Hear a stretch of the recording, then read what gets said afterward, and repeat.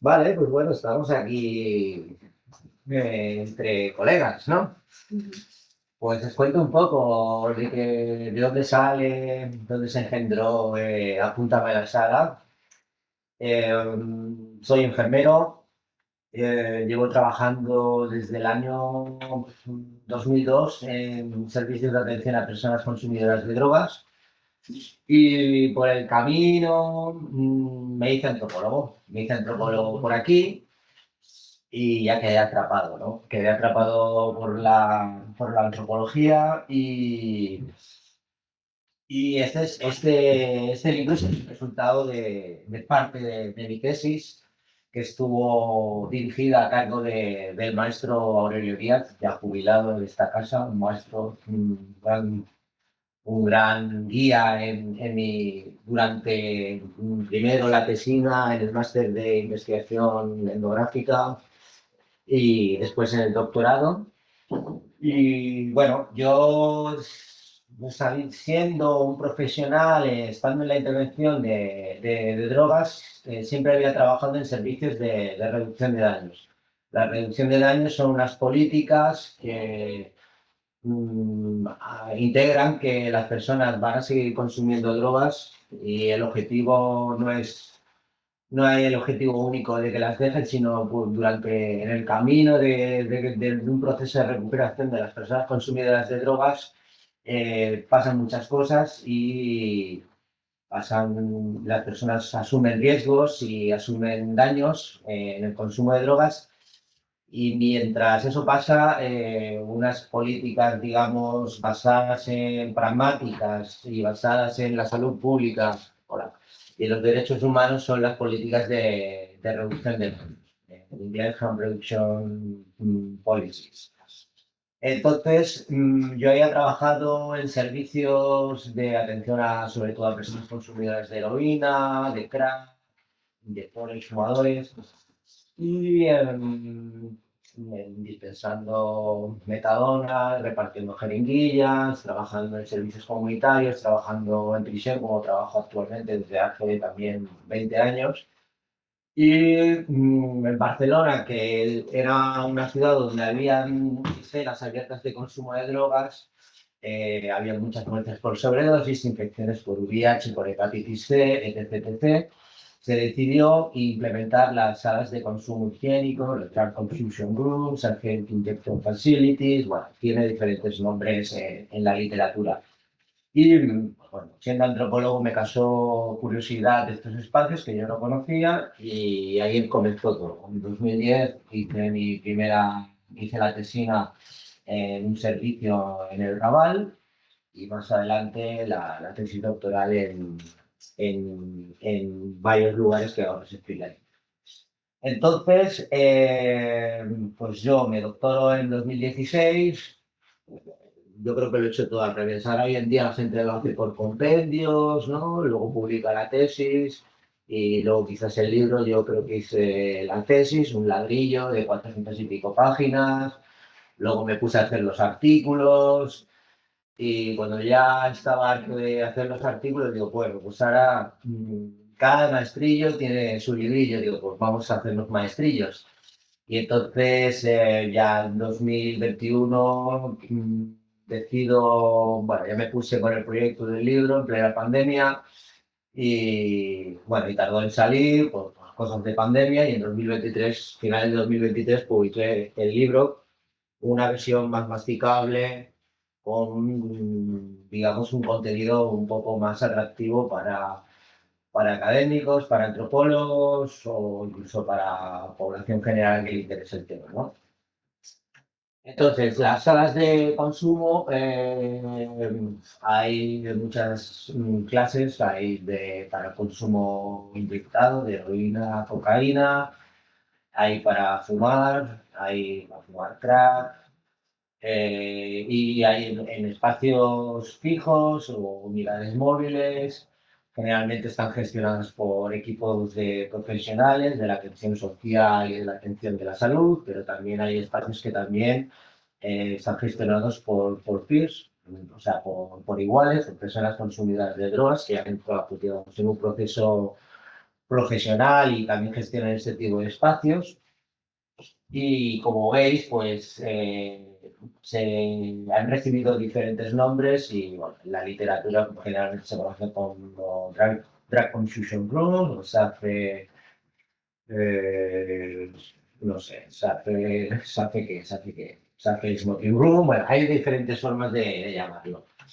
¿Dónde están estos espacios? Estos espacios nacen en países donde tenían unas políticas de drogas dramáticas, como Suiza. La primera se instaló en el año 86 en Berna y también hacia finales de los 80 en Países Bajos, y a partir de ahí se comienzan a extender por diferentes países de Europa, en Sydney también a principios de milenio, en Norteamérica, como podemos ver también, una de las primeras fue Vancouver y luego se ha ido extendiendo por diferentes lugares de Canadá. Son espacios que han sido controvertidos y se han llevado al espacio político de debate en muchos países como Francia. En Francia fue un debate bastante fuerte, en Estados Unidos también. Bueno, en Estados Unidos ya desde hace un par de veranos se instaló una o dos en Nueva York, otra en San Francisco. En España tuvimos en Madrid, en Bilbao, y luego sobre todo se ha extendido por Cataluña, especialmente porque es un lugar donde hemos tenido mayores problemas por el consumo de drogas por vía parenteral, con muertes, número uno, muertes por sobredosis en Europa, número uno en infecciones por VIH, hepatitis C, y hubo que hacer algo, ¿no? Y una de esas fue implementar este tipo de servicios. Y también recientemente se ha instalado la primera sala de consumo en Latinoamérica, en Colombia, en Bogotá, y actualmente debe haber entre 120 y 150 espacios extendidos por el mundo, tanto salas oficiales como algunas aún no oficiales. Aquí en Cataluña, eh, eh, ¿dónde se implementaron estos servicios? El primer espacio de sala de consumo se implementó en el barrio de Cantunis, que es un barrio que ya no existe, un barrio de compra y venta de drogas, sobre todo con familias gitanas, que estaba a las afueras de Barcelona, en la falda de donde está la Acrópolis bueno, el cementerio de Barcelona. Ahí digamos, que era un espacio donde, por dar un dato, donde se repartían el 60% de las jeringuillas de toda Cataluña. Digamos, era un punto muy fuerte de venta de drogas, muy parecido a lo que fue la Cañada Real en Madrid, en Quillas, y actualmente en Valdevín Gómez, ¿no? Un espacio con mucho consumo a la vista, con gente durmiendo debajo de los puentes. O sea, aquello era un espacio casi de guerra, ¿no? O sea, la verdad que era habitual registrar muertes a diario, ataques, violencia, etc, etc. Ese barrio, cuando lo derrumban, digamos que los consumidores se vinieron a la ciudad. Entonces se creó alarma social, vecinos, servicios sociales, servicios de salud, y entonces se decidió que los diferentes servicios de drogas de Barcelona, que generalmente hay uno por distrito, y hay algunos distritos, por ejemplo, donde yo vivo, en Ciudad Bella, tenemos uno por barrio, tenemos un servicio en Alcalá, un servicio en El Borne, un servicio en Barceloneta. Se decidió en esos servicios que ya existían hace unos años implementar espacios de salas de consumo y sobre todo espacios para el consumo por vía parenteral. Eh, vale, ¿por qué quiero yo hacer esta investigación? Encuentro como enfermero y como antropólogo que hay un estancamiento en las políticas de reducción de daños. Digamos, se habían hecho avances muy fuertes en políticas de drogas, programas de metadona, jeringuilla, programas de intervención en sobredosis, etc. Y salas de consumo, y como que faltaban más cosas, ¿no? Digamos que estaban políticas muy orientadas al tema de la salud pública, pero no enfocadas no tanto en la intervención social o en los derechos humanos. Y pensé, hay que investigar esto y por otro lado, investigar también estos espacios, ¿no? Digamos, había muchos estudios desde equipos de epidemiología de la Agencia de Salud Pública de Barcelona y de Cataluña y por ahí no se había acercado ningún antropólogo. Yo tuve suerte que en uno de estos servicios la coordinadora era trabajadora social y antropóloga y por simpatía y por aprecio pues pude entrar ahí y a partir de ahí pude entrar en todos los sitios, ¿no? Pidiendo mis permisos y pasando por el CEIC y todas estas cosas, ¿no? Eh, Faltaba el estudio desde la perspectiva de las personas usuarias, es decir, en los lugares donde yo investigué veía que aparecían chicas que hacían encuestas, pero donde las personas usuarias tocaban teclas para ir registrando datos, pero poco se les preguntaba, no se les preguntaba registrando de forma clásica como en la etnografía, ¿no? Ni diario de campo, ni grabadora, ni nada de esto. Y bueno, como veis aquí, esta foto es mi diario de campo, unas 2000 páginas, donde lloré bastante tinta después de cada sesión. Digamos que no sé si en 2 años hice 200 y pico, más de 250 sesiones de observación participante. A saber lo que comporta eso, después cuando llegas a casa a escribir mucho y ponerte concentrado en esto, ¿no? Y Y bueno, pues el estudio se guió desde la antropología médica y el método biográfico. ¿Qué objetivos tenía? Objetivos que, bueno, un poco más centrados en el libro. El objetivo del libro era, por un lado, quería, como os dije al principio, poder presentar las historias de vida de las personas usuarias, o sea, poder describir sus procesos de salud, enfermedad, atención, cuidado, es decir, conocer cómo estas personas entran en el mundo del consumo de drogas, por qué, pero sabiendo un poco sus procesos de socialización primaria, secundaria, su infancia, su adolescencia, su familia, su entorno, y conocer cómo llegaban a estos servicios, ¿no? Construir una tipología de usuarios. Normalmente, cuando nos presentan estudios de personas usuarias, es una fotografía. Normalmente sale siempre lo mismo. El 80%, 85% son hombres, el 70% tienen hepatitis C, el 20% tiene VIH, bla, bla, bla, bla, bla, bla. Y, y siempre la misma foto, ¿no? Y con este estudio era un poco conocer qué tipología de usuarios iban allí. Cuando llevas unos días por allí vas viendo que esa fotografía epidemiológica se te empieza a descomponer y el ojo se te empieza a adaptar y viendo que hay diferentes tipos de personas que acuden a estos servicios. Conocer las prácticas de consumo. Yo me centré primero en los espacios de los servicios que tienen en salas de consumo, pero llevado un tiempo ya empecé a salir a la calle, salía con las educadoras de calle, iba a los espacios de consumo en espacio abierto, también les pregunté a las personas usuarias sobre sus consumos en espacios privados, en casas, en pisos, y también profundizar en qué barreras y facilitadores de acceso tenían las personas usuarias de estos servicios. De entrada, cuando me explicaron que era una sala de consumo, yo pensaba, oh, qué bien, un espacio donde tú has comprado drogas a un vendedor de drogas, llegas allí, te dan un número, entras, consumes, estás supervisado por una enfermera, qué bien, ¿no?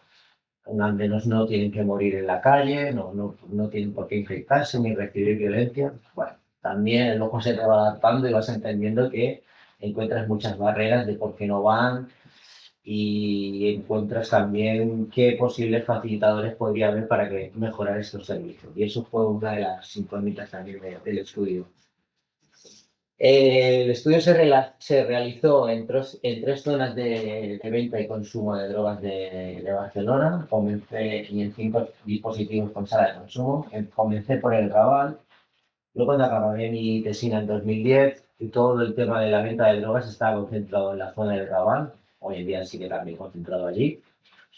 Pero fue un momento que hubo mucha presión policial y empezó a desplazarse la gente a la zona de la mina, en San Adrián del Besós. Digamos que comencé en dos servicios en el Raval, que había un servicio de Cruz Roja y otro servicio que es la Sala Baluar, que actualmente existe, sigue allí. Otro servicio que estaba en la zona de Zona Franca, en un barrio que se conoce popularmente como las Casas Baratas. Y cuando ya llevo un tiempo allí, pues ya empecé a mover hilos para poder acabar estando en la zona de la mina, donde había otros dos servicios, en la zona del foro y otro dentro del barrio de la mina. Y con esto pues, pude completar un poco todo, digamos, la fotografía de los diferentes lugares donde se compraba y se consumía drogas en Barcelona. Realicé observación participante y de campo, como os he explicado, 200 y pico sesiones, 2, 3 horas, 4 a veces de estar por allí. Un poco la técnica que utilicé cuando llegaba a los diferentes, pensar que tuve que estar lidiando con 5 direcciones de 5 servicios diferentes, gestionados por diferentes empresas. Todos me querían poner una bata, todos me querían poner una etiqueta, y yo con mis habilidades me fui quitando todo esto, ¿no? O sea, nunca me puse una bata, nunca me puse un identificativo. Sobre todo puedo justificar porque yo les decía, oye, a mí la mayoría de personas usuarias ya me conocen, porque me conocen de que trabajo en prisión y me las encontraba por allí. Pero yo no quiero estar por aquí, que me vengan a pedir cosas, creo que no, que esto no va a funcionar. Me quitaba la bata, o sea, nunca cogí una bata, me daban el identificativo y no, no, tampoco quiero que se vea mi nombre, bueno, yo me las fui ingeniando un poco con mis gamberradas y al final me quedé por ahí. Y yo me movía como Pedro por su casa, por dentro de los diferentes espacios, a veces me ponía en la zona de enfermería, en la zona de donde se ponían a consumir, en el comedor, en la puerta del servicio, siempre llevaba mi tabaco para invitar a la gente a fumar, un poco para ir estableciendo conversación con la gente y esto funcionó bastante. Y a partir de ahí, conociendo el terreno, pues ya fui proponiendo realizar entrevistas y ya pues, fui cogiendo personas clave, que al final realicé la entrevista a 16 personas usuarias que estuvieran dispuestas al menos realizar 2 o 3 entrevistas, porque estamos hablando de entrevistas biográficas y que luego tener una parte en profundidad sobre cómo utilizaban las salas de consumo, cómo consumían, etc. Estos serían, digamos, los diferentes lugares donde realicé el trabajo de campo. Y bueno, a partir de aquí os explico un poco, no os voy a explicar la tesis, voy a explicar el libro al final qué es lo que he puesto. En el libro, al final, ¿qué seleccioné? Los procesos de salud, enfermedad, atención de las personas usuarias, es decir, las historias de vida hasta que llegan a la sala.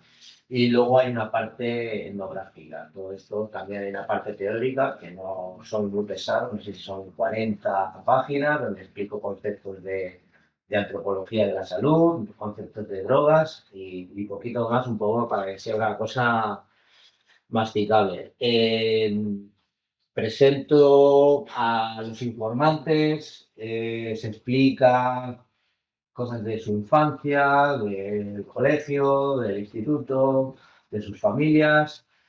Normalmente siempre se localizan por ahí problemas de familia, sobre todo con el padre, eh, mm, problemas de pareja, etc., ¿no? Y todo esto cómo va llevando a la gente a empezar a tener consumos intensos de drogas, empezar a tener como unos problemas existenciales y cómo el uso de drogas se utiliza como una estrategia de enfrentamiento a malestares vitales o emocionales, etc. Eh, a partir de ahí explico eh, cómo esos consumos acaban siendo rutinarios y cómo esos consumos llevan a que también acaben en una extrema pobreza y tengan que buscar formas para obtener dinero para poder comprar drogas y como eso también les lleva a tener problemas con la justicia, a tener problemas de salud que les lleva a entrar de algún modo en un proceso terapéutico y de atención más formal, ¿no? Y también recogí un poco las expectativas de futuro ya un poco localizadas desde las salas de consumo, ¿no? Estando allí consumiendo que esperaban en su futuro. Digamos que hay diferencias generacionales entre los consumidores, no es lo mismo consumidores de drogas que comenzaron a consumir en los 80, a finales de los 80, cuando no existía una red formal de atención en drogas ni de reducción de daños, digamos, en Cataluña, España, las políticas de reducción de daños explotan en los años 90, finales de los 90, con el tema de los programas de metadona, con los programas de intercambio de jeringuillas, en los 2000 con las salas de consumo. Es muy diferente encontrarte, cuando yo me encontraba personas de 55 años que te decían que empezaron a consumir en el 84 heroína, cosa que hoy en día no lo ves. Hoy en día la gente lleva la heroína, al crack o a la metanfetamina ya con 30 años de forma intensa, a una diferencia de gente que se había comenzado a consumir en el 90, ¿no? Personas que ya conocían la red, ¿no? Digamos, los de atrás tenían más la parte esta de la ignorancia, los de los 90 pues ya tenían más conocimiento, pero bueno, no es conocer solo, sino también entender de qué entornos sociales o qué problemas personales tienen estas personas para introducirse en un consumo intenso de drogas. ¿Qué encontré yo? Sobre todo encuentro la falta de la figura del padre y falta también de problemas con la patria, ¿no? Problemas con el padre, padres ausentes, padres que no estaban, padres maltratadores, a veces madres que no han podido estar. Más tarde, muchos tienen que enfrentarse a ser padres o madres y también pérdidas de hijos, o bien porque se murieron los hijos, o bien porque perdieron las custodias por su vida personal y perder el país. Encontramos que también estos servicios, más del 50% son personas migrantes que vienen de conflictos bélicos, de zonas de pobreza, sobre todo zona del Magreb, zona de Europa del Este, mucha gente de Rumanía, Bulgaria, Georgia, esto lo explico un poco en el libro, gente del norte de África y luego también, curiosamente, de Europa, recogí un poco el relato de personas de Italia, que también aquí en Barcelona hay como una red migratoria entiendo que debe ser que yo que he estado por ahí en Italia, un poco como entre comillas de asesor de programas de drogas, allí las políticas de drogas son un poco más duras que aquí en España, en Barcelona, y muchos vienen hacia aquí, ¿no? Y quise coger ese relato también de algunas personas de Italia.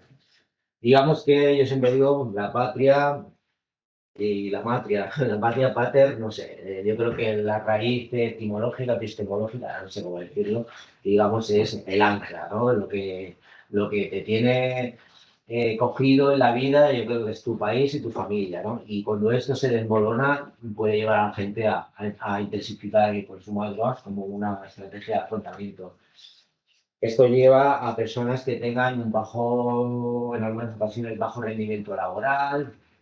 Al principio hay gente que tontea se gasta el sueldo en gastar en drogas para cubrir su malestar, empiezan a fallar en el trabajo, o los echan del trabajo, o tienen poca trayectoria laboral, entran en realizar actividades ilegales como venta de drogas, robar, prostitución, etc. Muchas de estas actividades ilegales o alegales llevan a tener, pues supongo, buscarse la vida, buscarse causas judiciales y tener problemas con la justicia y también a tener problemas de salud, vivir síndrome de abstinencia de opioides, vivir sobredosis, infecciones, todo esto también lleva a entrar dentro del circuito de salud, ¿no? Encontramos personas que en general, el 60 al 70% de las personas usuarias han tenido problemas con la justicia, muchos ya vienen de la justicia entre menores, personas ya que por vivir en entornos deprimidos han tenido que delinquir desde muy jóvenes, han estado en centros de menores, para muchos que relatan que los centros de menores, más que ser centros rehabilitadores, son universidades de la delincuencia.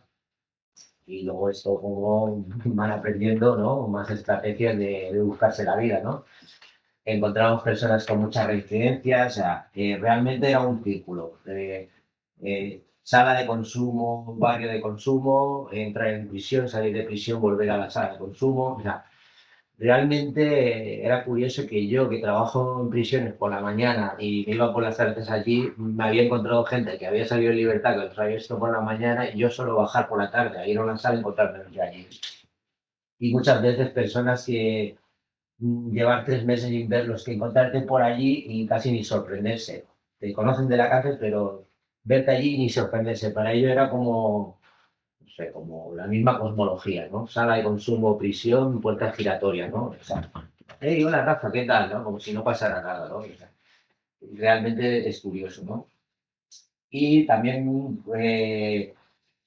encuentras también personas que tienen dificultades con el tema de la devolución del delito. Muchas veces se les aplican medidas alternativas para cubrir pequeños delitos y ves que no, no se pueden cubrir porque están inmersos en un consumo intenso, viven en la calle y es difícil cumplir las medidas alternativas.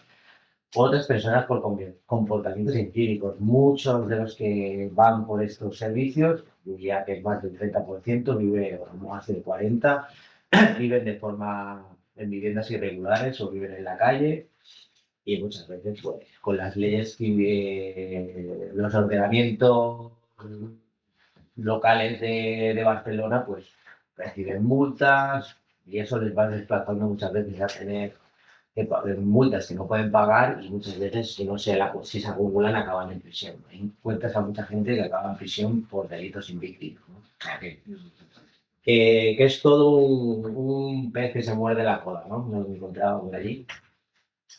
Y todo esto, en sus relatos vas encontrando diferentes circuitos, ¿no? Aparte del circuito jurídico penal, personas que empezaron a consumir en los años 80, donde el modelo de atención al consumo de droga era ingresar en comunidades terapéuticas, ¿no? Son centros cerrados, te apartan de la comunidad y están cerrados.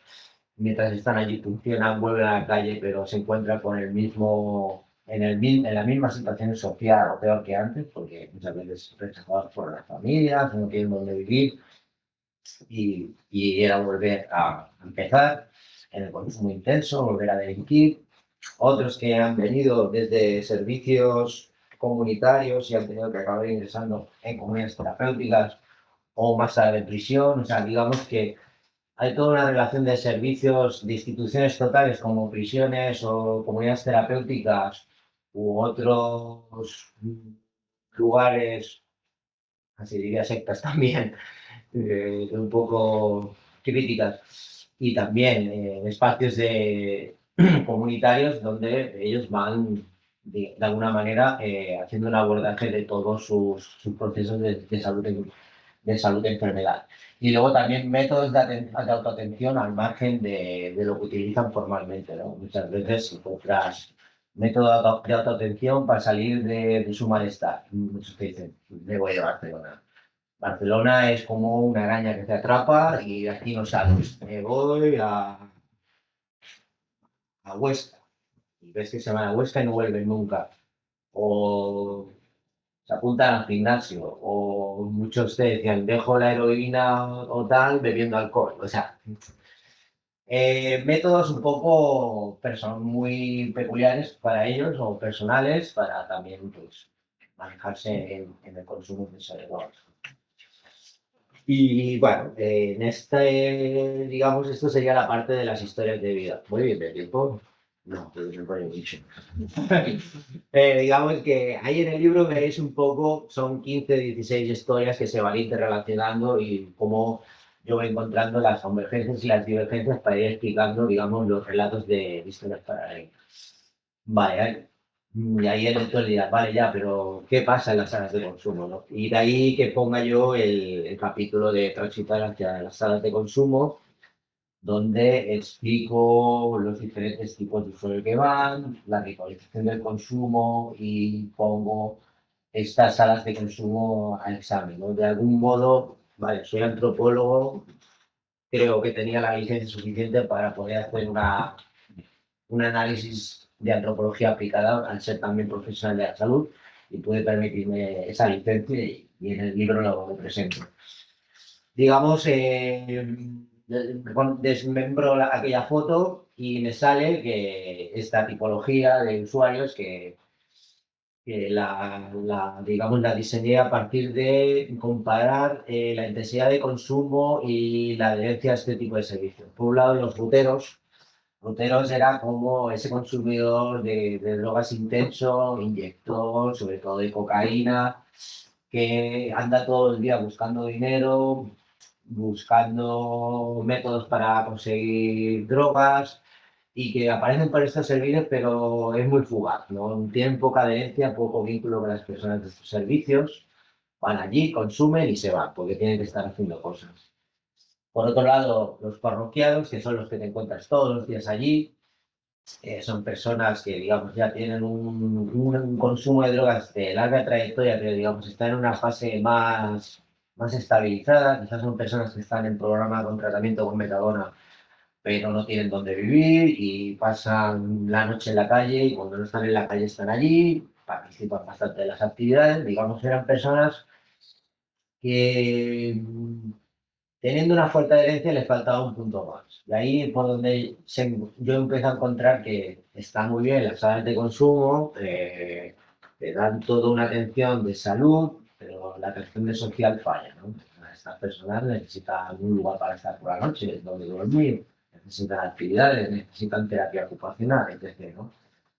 Luego los pasajeros, que era el tipo de persona que se te tiene... Hola, que para verla tienes que llevar tiempo por allí. El típico persona que llega por allí, que nunca dirías que es un consumidor de drogas, que tiene pinta de rockstar o de un cocinero Masterchef, que nunca lo dirías, o que trabaja en una recepción de un hotel de 5 estrellas, pero que tiene digamos, este hábito oculto para la familia, para los amigos. Llegan al barrio, compran o compran a otro usuario, pegan un consumo allí y se van. Y nunca dirías que ese tipo de personas aparece por allí. Y a pesar de ser personas que a nivel de salud y a nivel de social estaban bastante cubiertas, eran personas que de cara a un proceso de recuperación lo tenían difícil por el tema de llevarlo oculto. Digamos que les costaba dar el paso a poder entrar en un programa de atención a las drogas, e incluso eran los más difíciles de entrevistar. Los ruteros, pues como te los ibas viendo por todos lados, siempre había un momento en que quizás te los podías sentar y entrevistarlos. Los parroquianos los tenías todos los días allí. Los pasajeros no, pasaban rápido, tenías que conectar rápido con ellos y muchas veces les decía, oye, dame tu número, te llamo, o oye, voy a tu casa, te compro unas Goldams, yo qué sé, o sea, intentaba siempre estrategias para poder ir a su más alto lugar, poder seguirles y poder entrevistarme. La verdad que me costó bastante, a lo mejor entrevisté a 2 o 3 personas, pero bueno, fui recogiendo muchas notas de campo para cubrir ese vacío. Y luego el fiestero, me parece así muy, fiesta, eh, era más del usuario crónico en tratamiento, que vive con la familia, muy cronificado, y que solo aparece por estos servicios el día de cobrar pensiones, ¿no? Día 25 los tienes por ahí, día 25, 26, 27 y luego ya desaparece. El típico que le preguntas, ¿qué haces por aquí? Nada, me estoy pegando una fiestecilla. Cobro pensión, más o menos estoy cubierto en casa, voy, me pego 2 o 3 días con la manta liada a la cabeza y ya está. Cuando me considero yo que ya me he gastado todo lo que me tengo que gastar, vuelvo a casa. Por eso también había la idea de que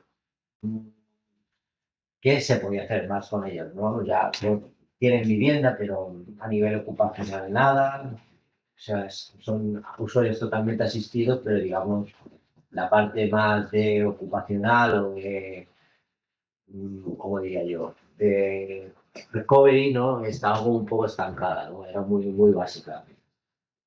Y bueno, a partir de esto, pues pude un poco ir dibujando más mi etnografía.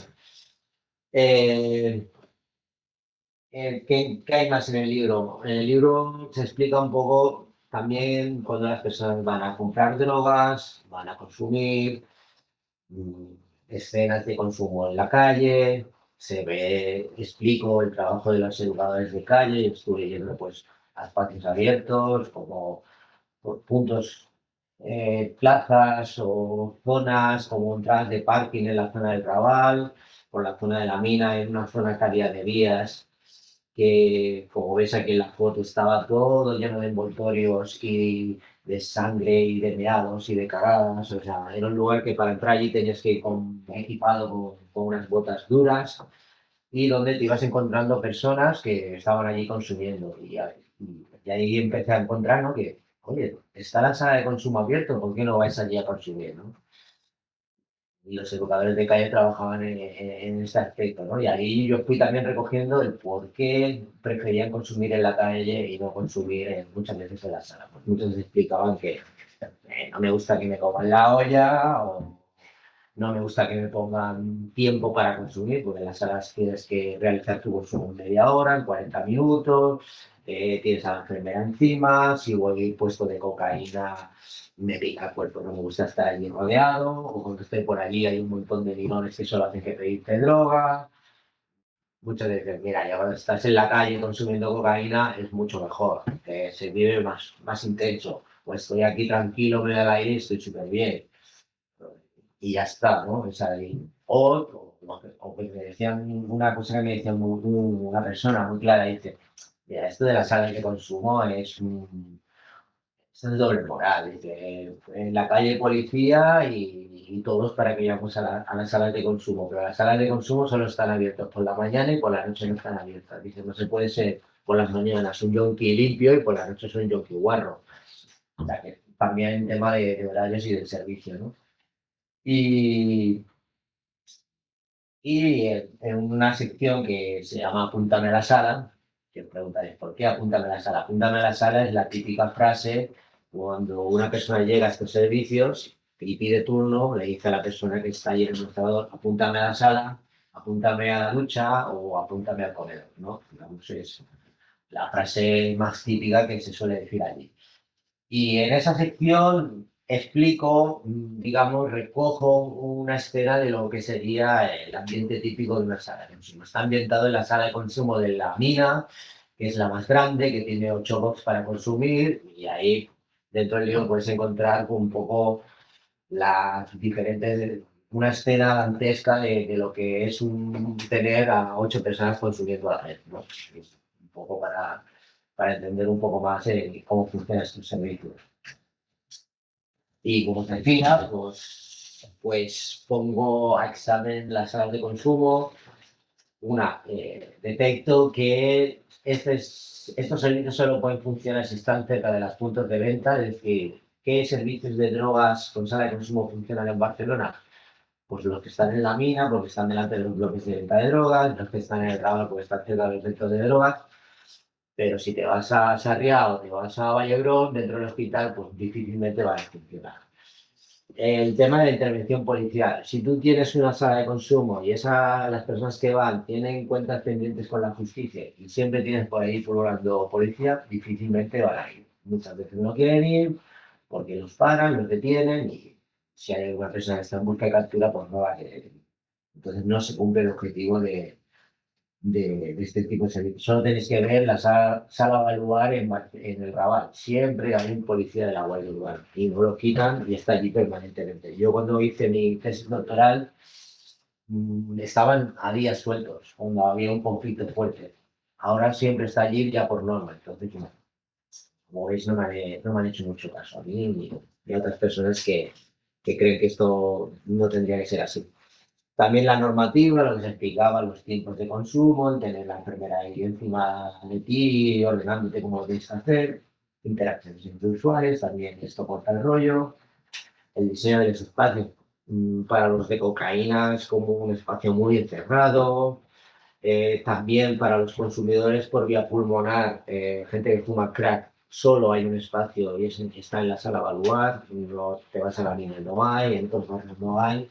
Es decir, se ha dado mucha atención, mucho cuidado al tema del inyectado, pero el tema del fumado, que hoy en día se está fumando más crack, que se inyecta cocaína, se está fumando más heroína, que se inyecta heroína, y también se está fumando más metanfetamina que otras cosas, que siguen, están solo existiendo solo en el espacio para fumar. Y luego el tema de la cobertura horaria, solo por las mañanas y nunca por la noche. Conclusiones, que sí, las salas de consumo tienen un impacto positivo para reducir riesgos sociales y de salud, pero hay aspectos a mejorar. Hay que trabajar para superar las barreras de acceso eh, ambientales, sociales, culturales.